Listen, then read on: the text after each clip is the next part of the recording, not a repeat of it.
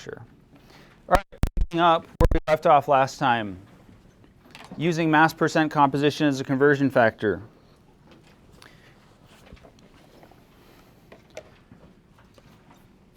We learned how to do that.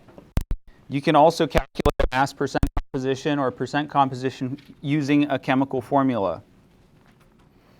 So if you are doing this with a chemical formula, the easiest is to assume that you just have 1 mole of the chemical. That would mean that we have the same number of grams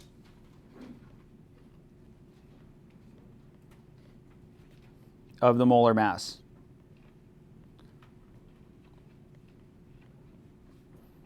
Just the grams, we get rid of the mole part. So that's our total grams, or total mass, the mass of the whole thing. So mass percent composition for hydrogen in this chemical octane, the one that's in your gas. So the first thing we need to do is figure out what the molar mass is of octane.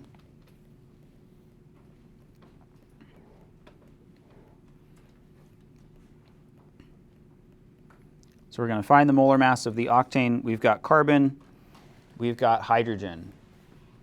We have a total of 8 carbons, we have a total of 18 hydrogens. So we'll do 8 times the molar mass of carbon and 18 times the molar mass of hydrogen.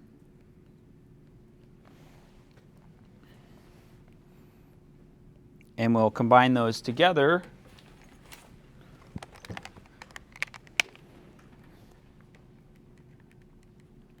Put that in my calculator real quick. We get a molar mass of 114.232 grams per mole. So when we're calculating the mass percent composition, assume that we have 1 mole, so we have 114.232 grams of octane. In our mass percent formula, which is this, the mass of the part, the thing that we care about, over the mass of the whole, times 100%. The 114.232 grams of octane, that's the mass of the whole. The mass of the part is the thing that we care about. So that's going to be hydrogen. Any questions so far?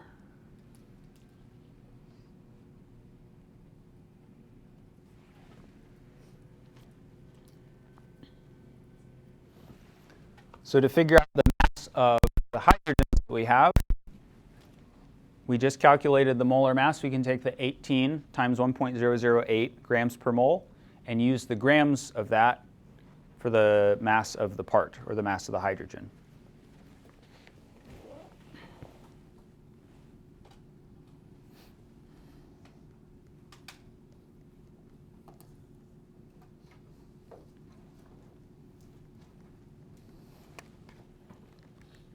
So 18 times 1.008, we've got 18.144 grams of hydrogen in 1 mole.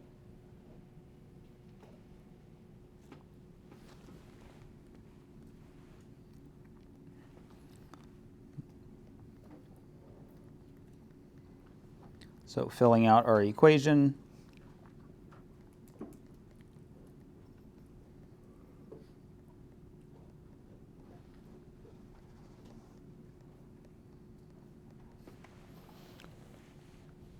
we get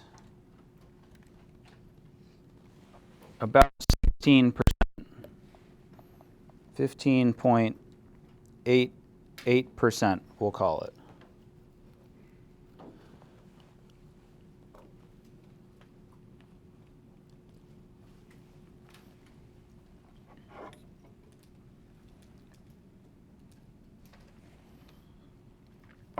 So we took the mass of hydrogen that we would have if we had 1 mole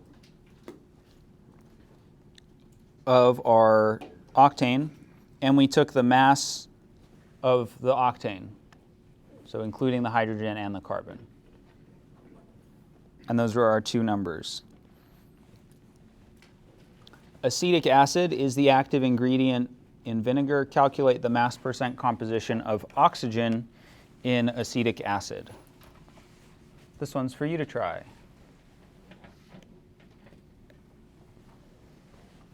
I'll give you a couple minutes to do that.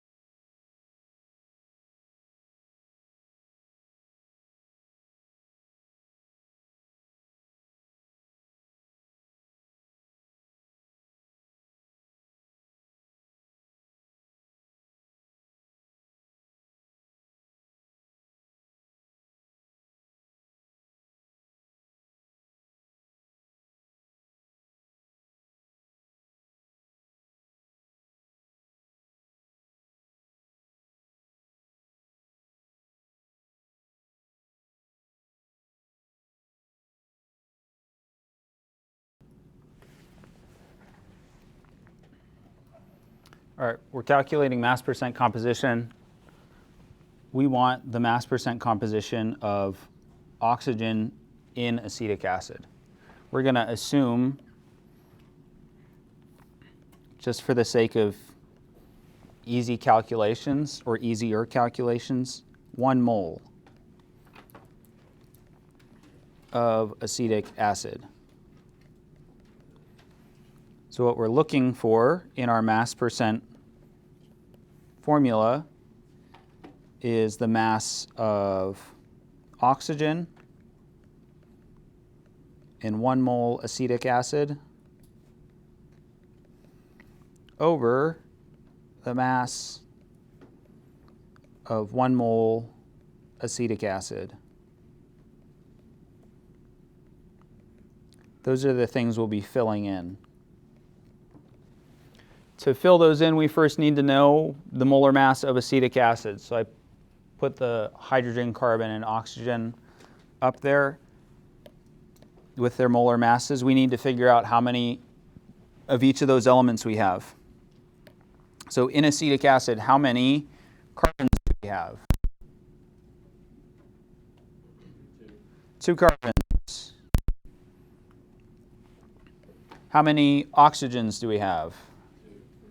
Also 2. How many hydrogens do we have? It's 4. Because we've got 3, plus we also have this one up in the front, the one in the front letting us know that it's an acid. So if we add those all together, it's a total of 60.052 grams per mole. Since we're assuming that we've got 1 mole, that means we have 60.052 grams of acetic acid. A convenient part about setting it up this way is we can see, right, these are each of our individual elements, we can see the term for our oxygen, 2 times 15.999 grams per mole. That's how much oxygen we'll have in a mole of acetic acid. So I'll surround that in orange, go Tigers. So we're going to have 31.998 grams oxygen in our 1 mole of acetic acid. So for our mass percent calculation, 31.998 grams oxygen over 60.052 grams HC2H3O2, that's acetic acid, times 100%. And it should be around 50.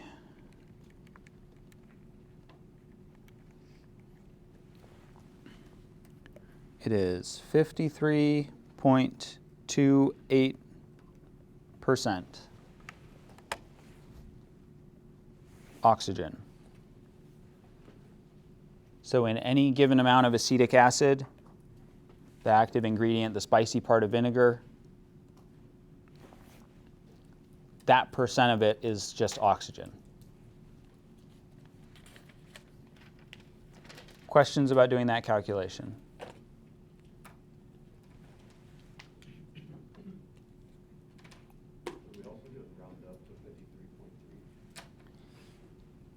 You could round up to 53.3. On an exam, I'll probably ask one of these on the next exam. You would just pick the one that's the closest to one of the answers. Sig figs wouldn't be a concern. If you were using this as a conversion factor, then we would probably just leave everything on there, so all the extra stuff after the 8 as well, just so that we don't end up with a slightly different answer because of rounding.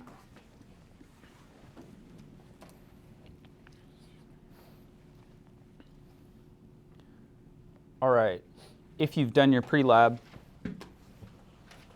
you already know a little bit about empirical formulas. We've mentioned empirical formulas before. I don't remember how many chapters ago that was. It might have just been 1. We can also calculate chemical formulas from a mass percent composition. And the one that we calculate, or the one that we come up with, is the empirical formula. You may remember that I told you empirical is like experimental, not the molecular formula. So our empirical formula is always the simplest whole number ratio of the subscripts for the formula.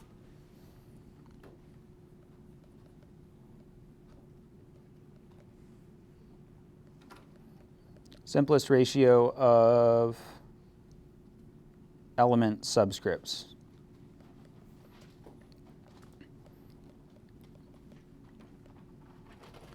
So like when we had H2O2, which is hydrogen peroxide, that's the molecular formula. That's the actual number of hydrogens and oxygens in hydrogen peroxide. But HO is the empirical formula.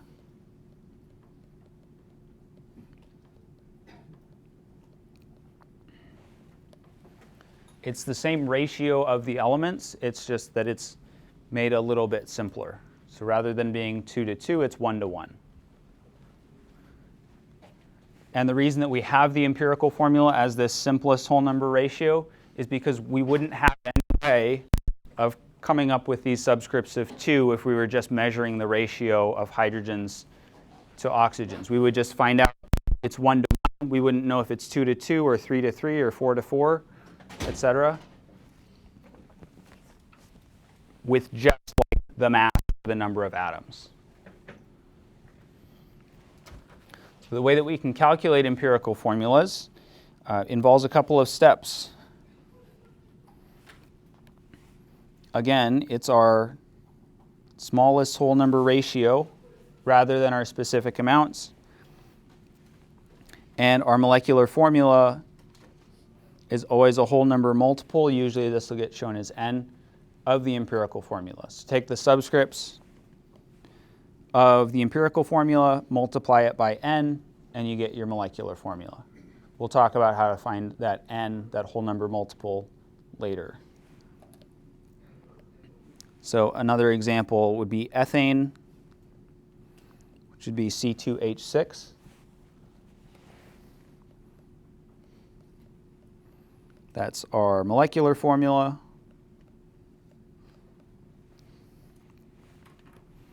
What would the empirical formula for ethane be? CH3. Yeah, CH3. So we divide both of those subscripts by 2 and we end up with CH3.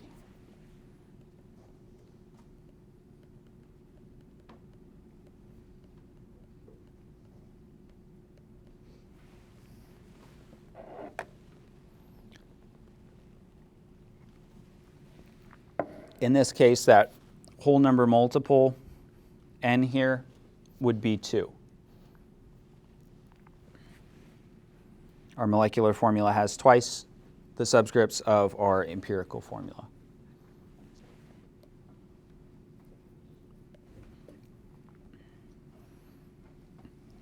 So let's say that we do this experiment. This is one that you allegedly could do at home.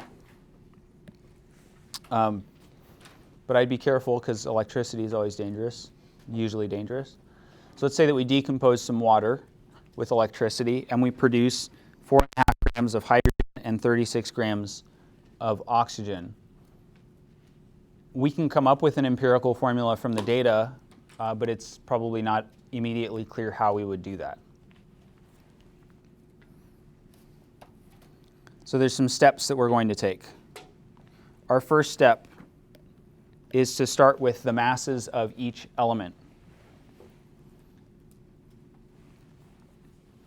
If we're given something in percentages, the easiest amount to assume we have is 100 grams. That will turn all of our percentages directly to grams. You can also just turn them into grams without knowing why. That also works. But that would be why we would turn them into grams.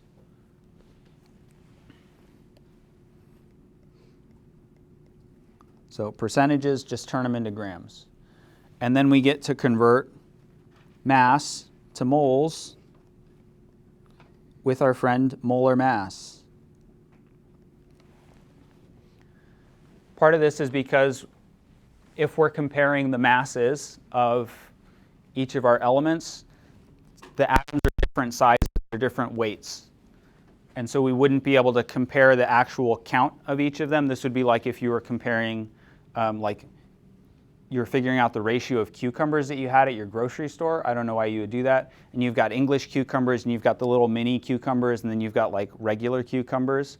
If you just took them and put them on a scale, that's great. You now know the mass of each of the cucumbers that you have, but you want to know the ratio to like the individual cucumbers to each other. So you have to compare the number. How many cucumbers do you have? And moles is like our chemist's dozen. So that's actually comparing the number of atoms. So we're comparing number of atoms sort of indirectly.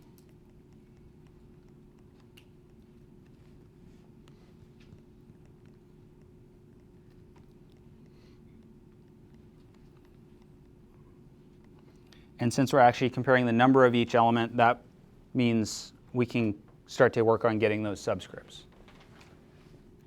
Okay, so now we've got everything converted over to moles. We then need to figure out the ratio.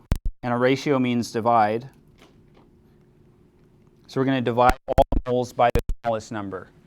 Strictly speaking, you don't have to divide by the smallest number. If you divide by the smallest number, though, you'll get the nicest numbers to work with.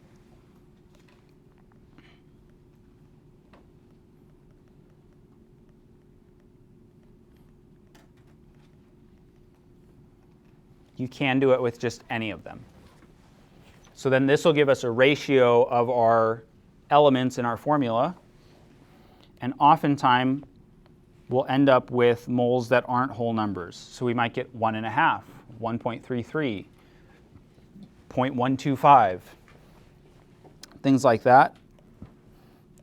And so we're going to multiply all of those mole ratios by a number to get whole numbers. This table has a couple of those ending fractions that you can have. So like if you end in 0.10, you multiply all of the subscripts that you got, all those ratios by 10, that'll get rid of your 0.10. 0.50, multiply all of them by 2, that'll get rid of that 0.50.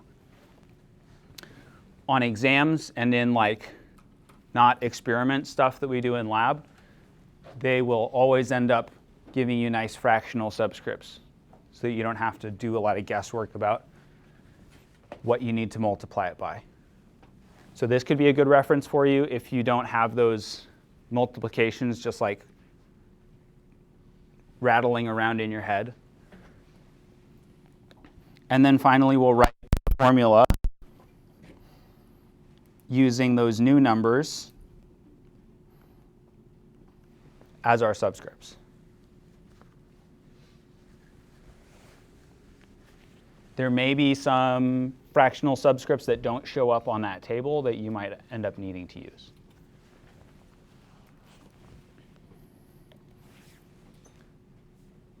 So that's a lot of steps. Let's do an example. So we do that decomposition of water. It produces 4.5 grams of hydrogen, 36 grams of oxygen. We want to find the empirical formula for water. I like to do all my calculations kind of at the same time, and so I'll write them out in rows. We've got 2 elements, so I'm going to have 2 rows. So we're starting with the grams of each element. Remember that we've got different size, different masses for each of our elements, and so we have to get them a countable number of atoms that we have so that we can get those subscript ratios. So that's why we're switching from grams to moles. To do grams to moles, we divide by, what do we divide by?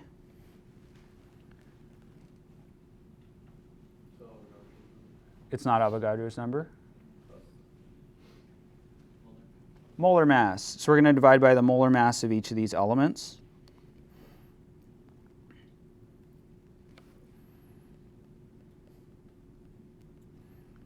I use these a lot, and so I just have them rattling around in my brain. taking up space that could be used for perfectly good things, like people's names. Okay, so we'll do that calculation to get us into moles. So on the top, we've got moles of hydrogen. On the bottom, we've got moles of oxygen.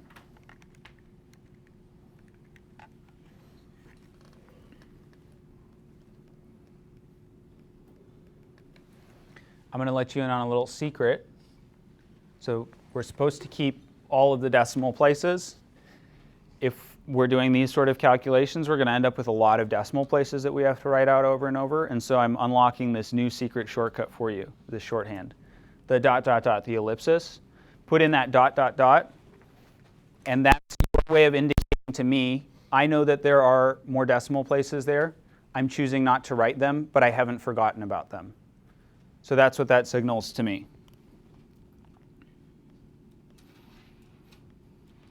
So not only that there are more decimal places, but also, if you put the ... that's your way of signing your name saying, I am using all of the decimal places.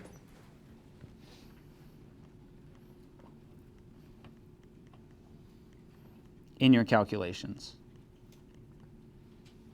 You haven't forgot about them. You haven't gotten lazy. They're still there. We know that they're there. We're just saving ourselves some time and a little bit of frustration by not writing it. All right, 2.250 ... moles of oxygen. Okay, so now we've converted our masses over into moles. We've got countable units. That's great now, but we want to know a ratio. We want to know the ratio of one element to the other. We can divide by either of these numbers of moles. If we divide both of these numbers by 4.464 ... our moles of oxygen is smaller than that. So we'll end up with a number that's less than 1. People often don't like doing stuff with numbers that are less than 1. So if we divide both of them by 2.250 ...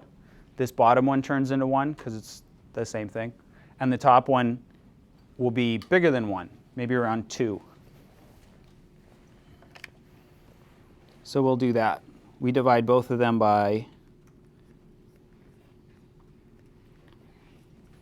2.250 ... moles of oxygen.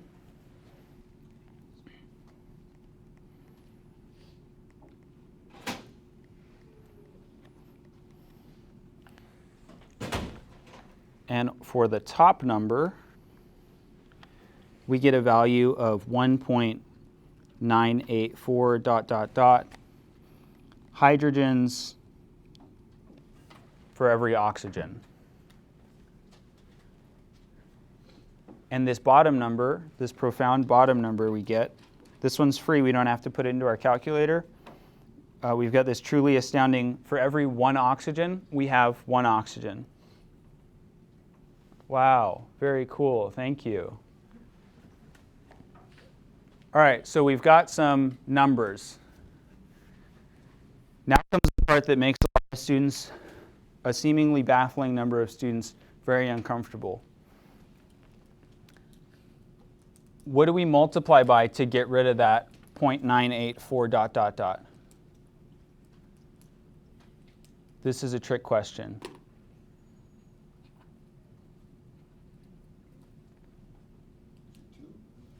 Yeah, we just rounded up to 2.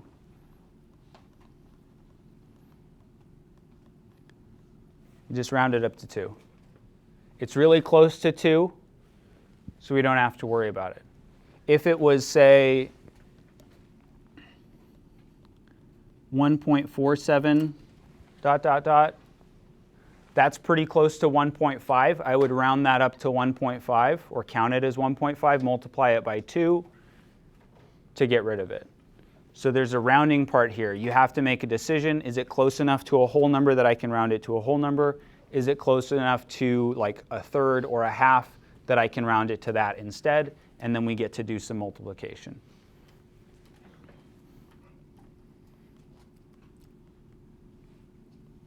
Right, and we would do the times 2 to the oxygens as well. But for the one that we've got a nice round value of 2, and we've got 1 oxygen. So our empirical formula for water is H2O. Questions about any of those steps? Another thing I'd like to point out here, I think I've mentioned this before when we were talking about empirical formulas. This is also the molecular formula. The empirical formula and the molecular formula can be the same.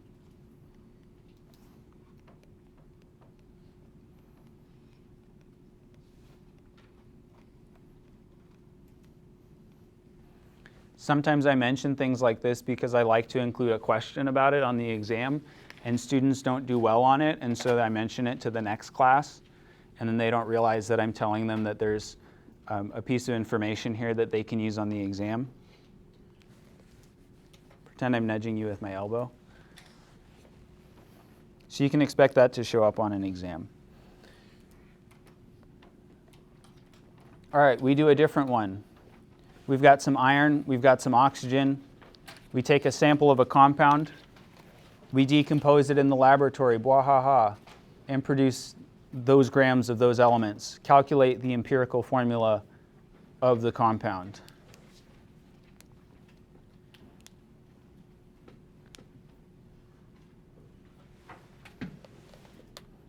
I'll give you some time to work on this, and I'll just start working through it in a couple minutes.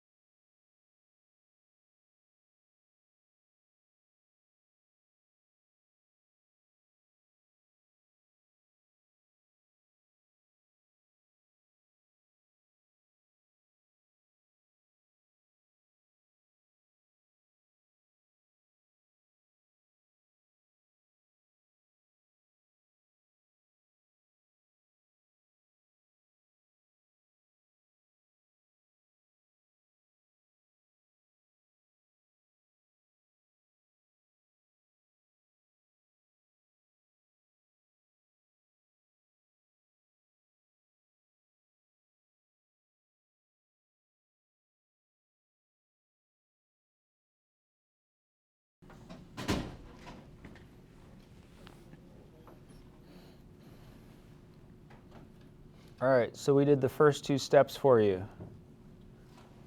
Wrote out how much of each of our elements we have and converted those numbers by dividing by the molar mass to get the moles of each. And now you might be thinking to yourself, those are some really freaky numbers. What do we do with those numbers? We can't multiply those by anything nice. If that's what you were thinking, congratulations, you forgot a step. But that's good because it makes our work easier, but also you forgot a step, so don't do that next time. I'm guessing that nobody forgot it though. So we're going to divide by the smaller of these two. That's going to be the iron. 0.6 smaller than 0.9.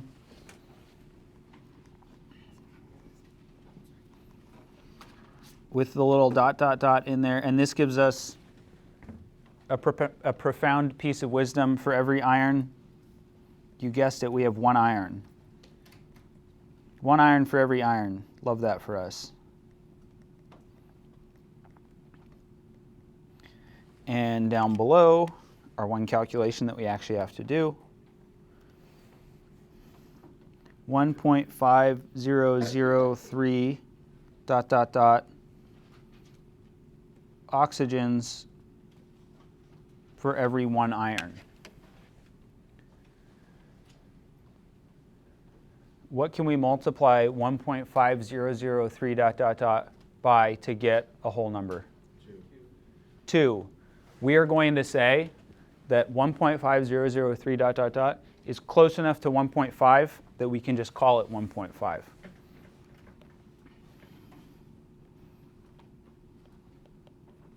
It's 1.5. So we can multiply both of those numbers by 2 to get 2 for our irons and 3 for our oxygens. And those become the subscripts for our empirical formula. So Fe2O, not O, 3. Fe2O3.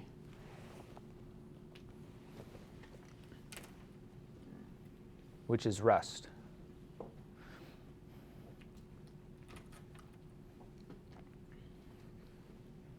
Question? We multiplied it by 2 in this case because of the 0.5 at the end. We can get rid of that 0.5 by multiplying by 2. If it was 0.333, that's pretty close to a third, we'd multiply it by 3. If it was 0.25, we'd multiply by 4. Question? I might have missed it, but how do you decide that iron goes before oxygen? Iron goes before oxygen. That's from the nomenclature, so the more metallic element goes first. In this case, metal, or iron's a metal and oxygen's not a metal. If it was things that don't have a metal in them, there is a list of like what order to write things in that you're welcome to reference, but I wouldn't be too pressed about like you getting the wrong order for nonmetals. You should get metal before nonmetal though.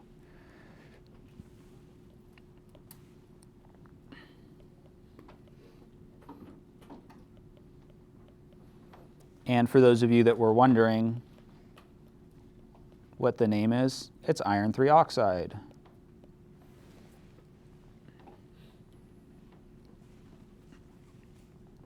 Any other questions about that one? Yes? How do you decide what to divide? The red part? The red part? So we're just picking the smaller of the two numbers. That way we get numbers that are bigger than 1. Otherwise it makes the multiplying part here at the end kind of extra weird. Well, you'll always have to multiply by something if you use a different one. All right, sulfuryl fluoride. If you've ever seen somebody's house tarped up, looking like they were working at the circus, that's because they were probably getting a sulfuryl fluoride fumigation to treat termites and other bugs. So that fumigant, sulfuryl fluoride, has a mass percent composition of sulfur, oxygen, and fluorine of those percentages. And we can calculate an empirical formula for sulfuryl fluoride based on those numbers. Who remembers our one secret trick to start this percent problem? Percent to moles is 1 to It's not to moles. Subscripts. Percent to grams. So our not so secret trick is that we take our percents and turn them into grams. That lets us start the problem. And since I'm guessing that most of you probably don't want to run through this on your own, and also I'm a little concerned about time, I'll just show you how it's done. So we've got our sulfur, our oxygen, and our fluorine. We're turning those percents into grams.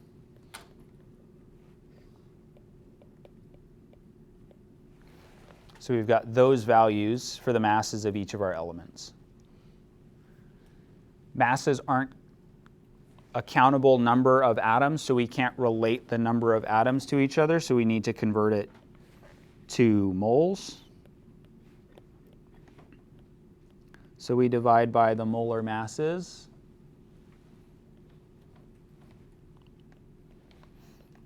For each of these elements.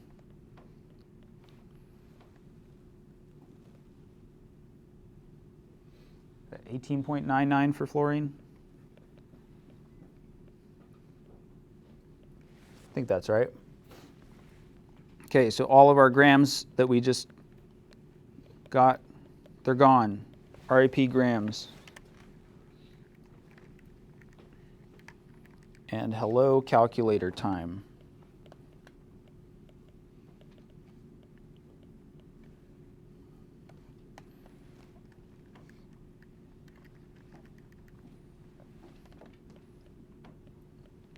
Feel free when I'm doing examples like this to just watch along, especially if there's a lot of calculations. You can always come back and copy them down from the annotated lecture slides. That way you don't get lost with plugging stuff into your calculator. Okay, so we've got the moles of each of our things. We're going to choose the smallest of those numbers. That's going to be our moles of sulfur.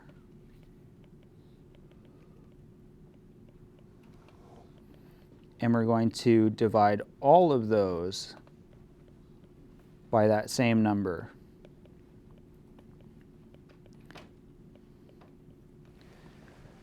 So we get one for free. That's the sulfur one.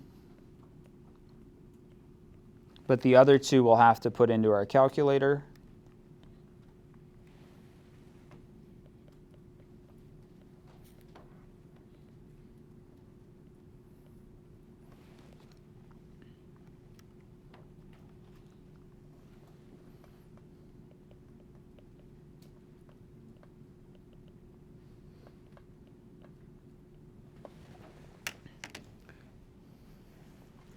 So we get those numbers. We get one sulfur for every sulfur. Ooh, wow, amazing. We get 1.999 ... oxygen to sulfur, 2.0008 fluorines for every sulfur. What do we multiply all of this by to get rid of those fractions? We don't. We just round them. They're really close to whole numbers, so we're just going to round them.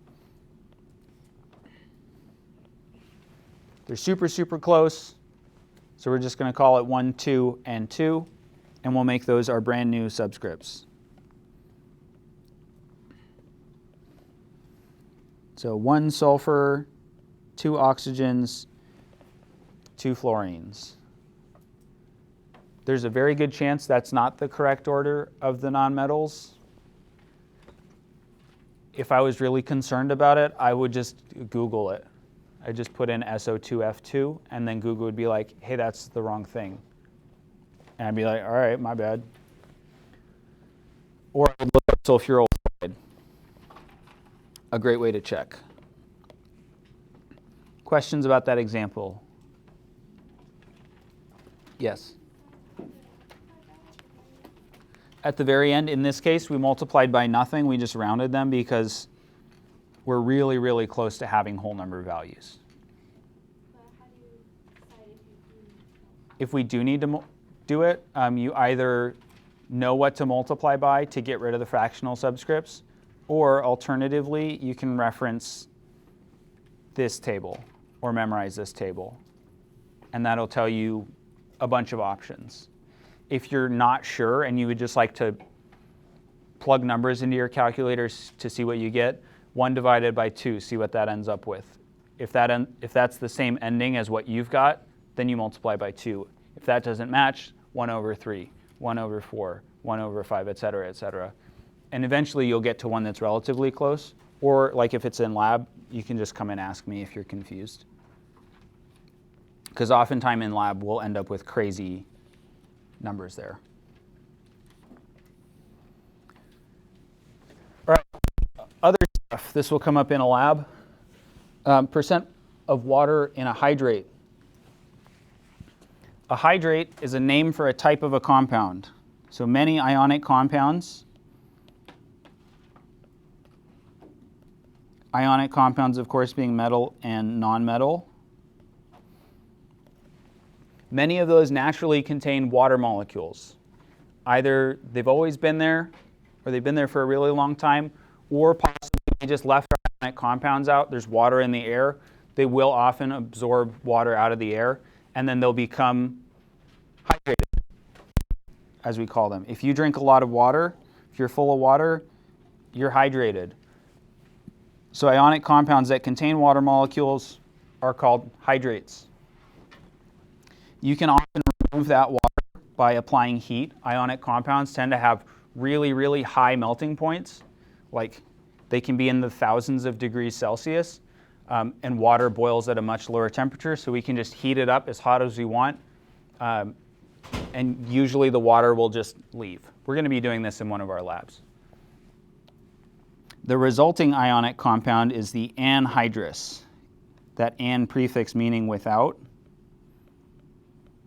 and the hydrous part referring to water. So that's the without water form. Another fun thing that happens with hydrates and their anhydrous forms is sometimes the hydrate has a fun color, like this picture of cobalt 2 chloride hexahydrate is this fun mauve, fuchsia, pinkish color. And if we heated that up and got rid of all the water, it would probably be a different color, which I think is kind of fun. Epsom salts are an example of a hydrate. They're the hydrate of magnesium sulfate. Our full name for Epsom salts, not the common name, is magnesium sulfate. Magnesium sulfate, sulfate being SO4, heptahydrate. The hepta here is referring to the number of water molecules that we have, and the hydrate part just meaning water.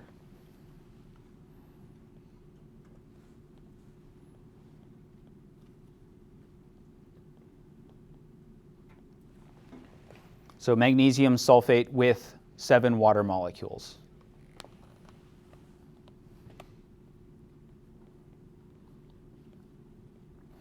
And this middle dot doesn't mean multiply. This kind of means associated with.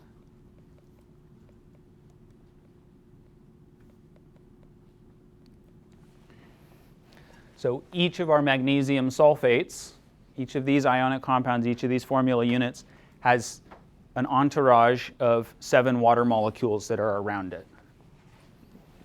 If you're really curious what that looks like, there's probably somebody that's published a picture or a rendering of what that might look like down at the atomic level. The hydrate prefixes are the same ones that we get for molecular compounds.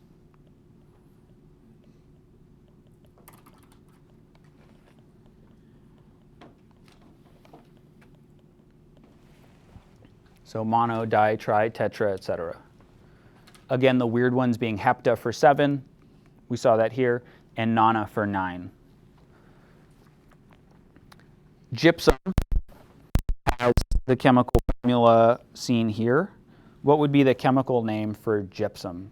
Just give that a shot, writing it down, and I'll solicit some answers after that.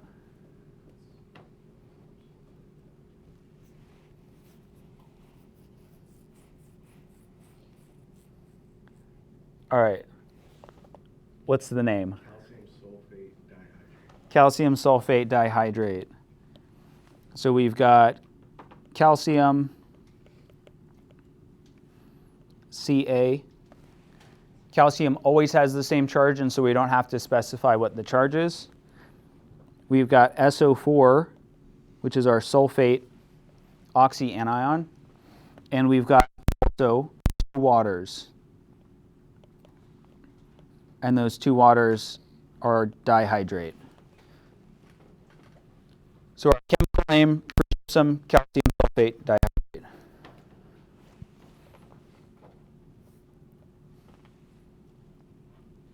Questions about hydrates? Don't worry, there's more. We can also find the percent of water in a hydrate. So we want to find the percent water in cobalt-2 chloride hexahydrate. We've got the chemical formula there. This is the same as doing a mass percent. We're just doing it with some extra stuff on there. So same steps as mass percent that we were doing earlier. But this time we've got, of course, 6 waters on the end there. So we need the molar mass.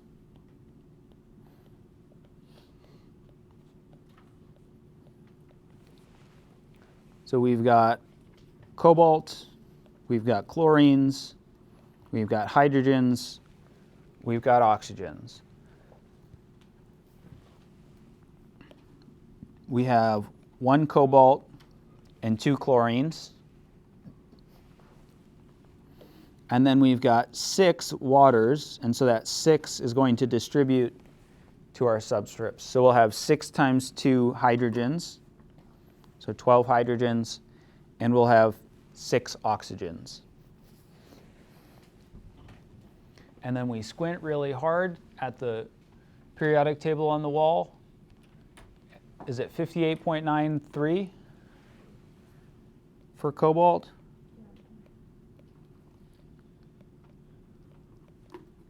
Excellent. And 35.45 and 1.008 and 15.999. So we do that multiplication, and we add them all together.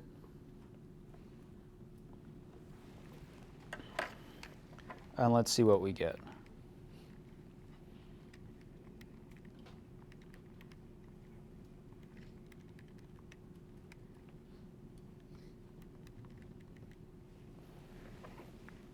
A whopping 237.92 grams per mole. Relatively large for what we've been dealing with.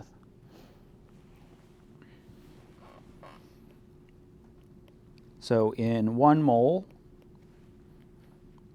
we've got 237.92 grams of our whole thing. And we also need to know how many grams of water we have.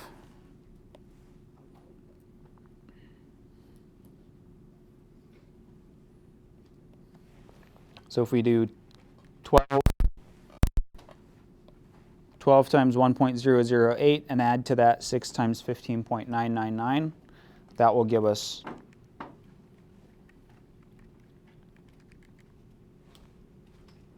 our amount. So in 1 mole, there's 108.09 grams of H2O.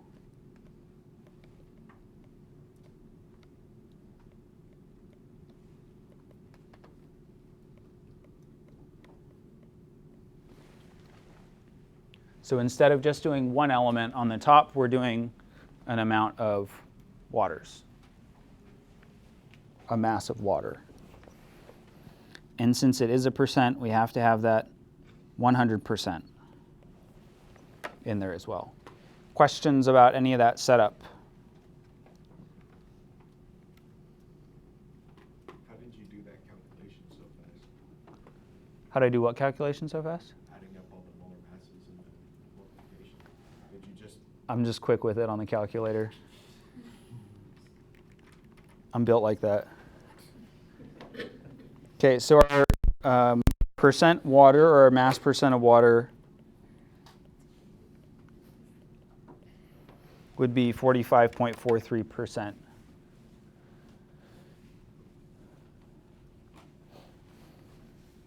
Question? How did you get the 108.09? So the 108.09, you can either do the molar mass of one water and then multiply that by 6. Or what I did is this highlighted circled bit. Yeah, 12 times 1.008 plus 6 times 15.999.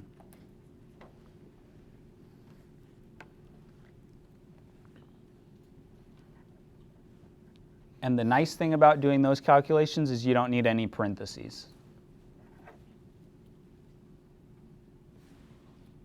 I think it's nice at least. Other questions? All right. That's the same slide. Oops.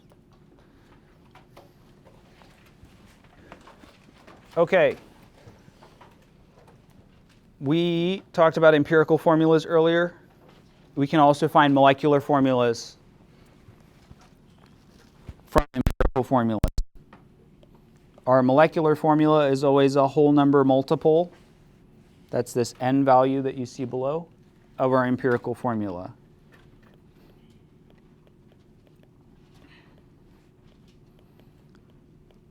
Sometimes n equals 1, meaning that empirical is the same as the molecular formula. The 3-line equals meaning exactly the same as. In order to do a calculation for molecular formula, we need to know what the molar mass is. And we would take our molar mass divided by the empirical formula molar mass. And that'll give some number for us to multiply all of our subscripts by.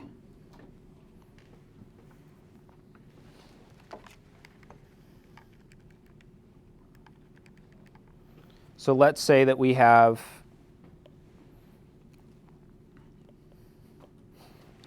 HO. That's our empirical formula for something.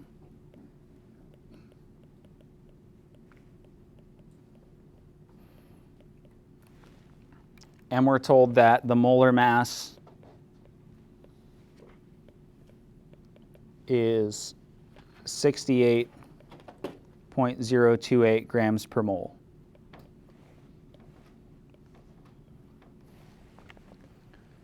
We would need to find our empirical formula molar mass.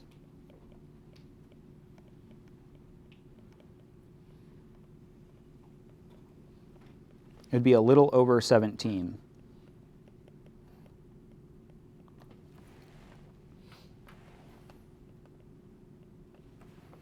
We would plug that 17 in for our empirical formula molar mass, and we'd put in this 68.028 for our molar mass on the top.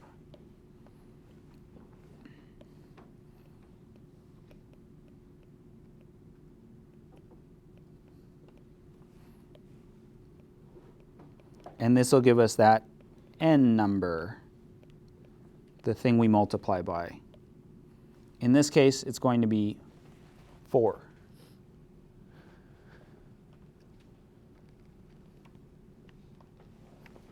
that 4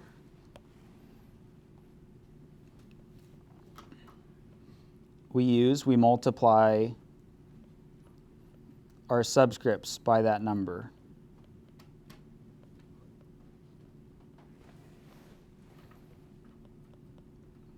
So our molecular formula would be H4O4,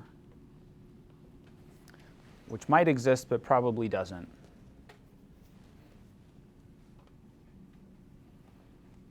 Just to give you an example of that step by itself.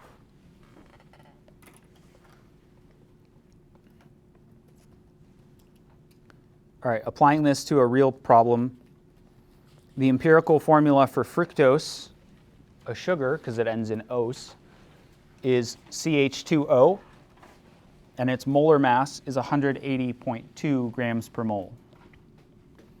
We want to know what the molecular formula is. So we're given a couple things. Our empirical formula is CH2O, and the molar mass, that's the molecular molar mass, is 180.2 grams per mole. We're going to find ourselves a molecular formula.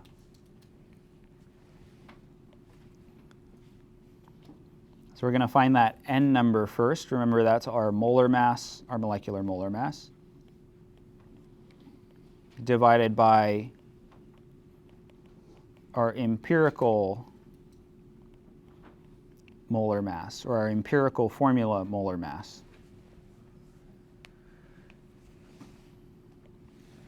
Do we have both of those numbers to find N right away?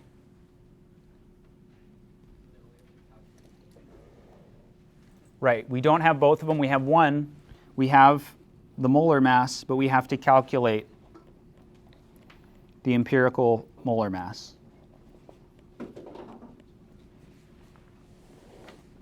So carbon, hydrogen, oxygen, we've got 1, 2, and 1 respectively.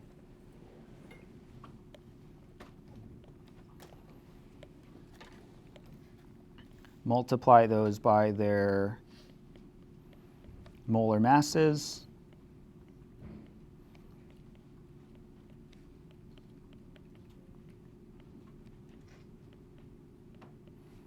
And add them together. See what you get. Plug it in, find N, see if you can come up with the molecular formula.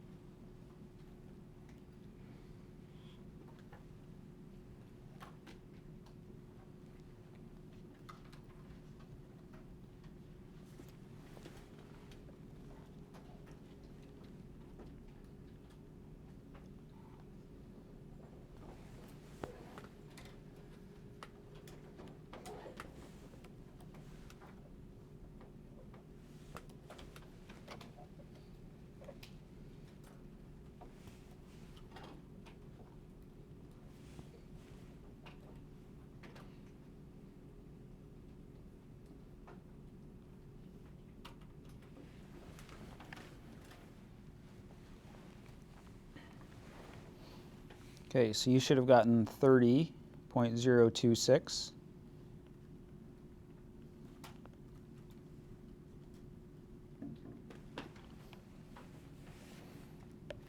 So into your calculator goes 180.2 grams per mole over 30.026, also grams per mole. The grams per moles cancel.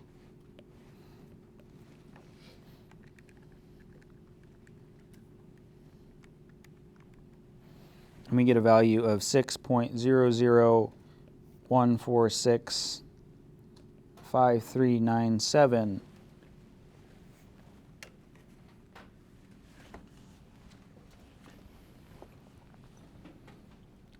So what are we multiplying our subscripts by?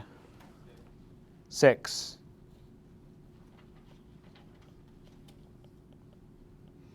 We're just going to round that to 6. So we started with CH2O.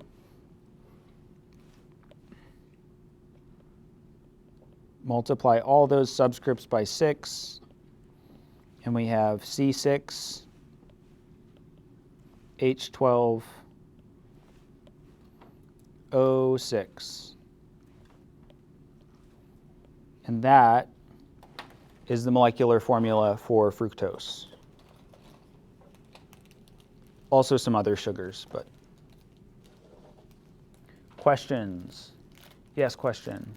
Will the number always come out to a whole number or close enough to a whole number to round, or will it sometimes come out to like a weird decimal that we have to do something to? In exams and lecture examples, it'll always come out to a nice round number.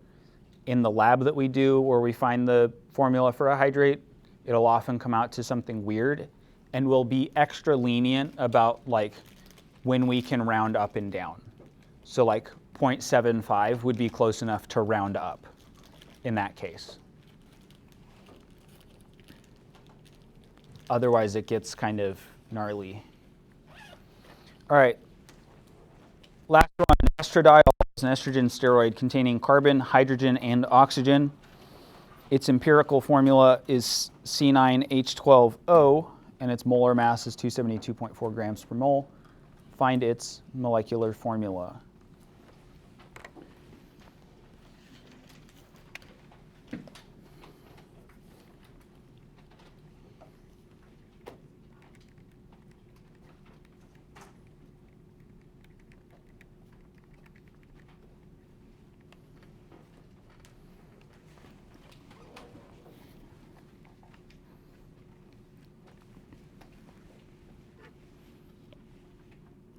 To save you some time, the molar mass for the empirical formula, that I got at least, is that.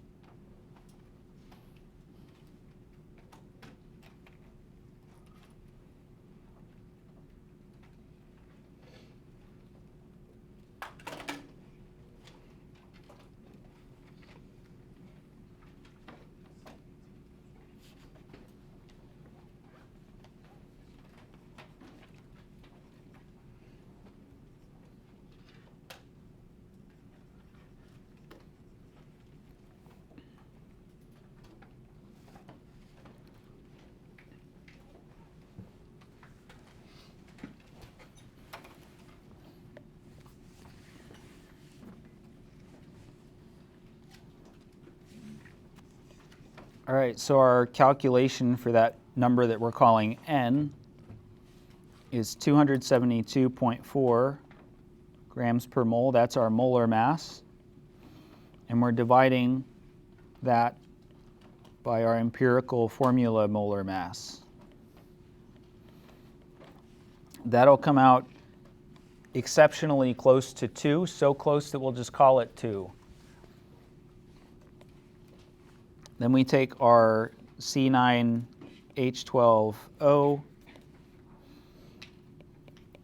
multiply those subscripts by 2,